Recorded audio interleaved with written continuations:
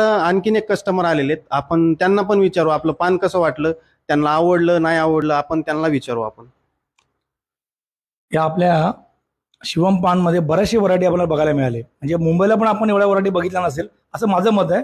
असतील तिकडे पण बरेचसे वेगळे इथे रसमलाई पान आहे, त्यानंतर इकडे बघितलं तर आपण चॉकलेट पान आहे, त्याचबरोबर इकडे आपल्याला स्पेशल थाळी पान आहे, त्यानंतर गोलगप्पा पान आहे आणि यांचं जे नाव आहे ते शिवम पान कॅफे म्हणून एक सुंदर आणि प्रत्येक फ्लेवरमध्ये आहेत.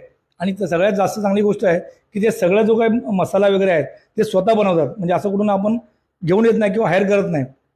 आणि त्याच्यामुळे या पानचं तुम्ही नक्की या इकडे यापुढे आपले माजलगाव म्हणून गाव आहे बीडमध्ये, आणि त्या बीड माजलगावमध्ये शिवम पान आहे. प्रत्येक 40 वर्ष आणि त्याचबरोबर हे आत्ताचं नाही आहे पान, ह्यांना 40 वर्ष आली आणि ते 40 वर्षापासून लोकांना हे पानाचं आस्वाद देत आहेत.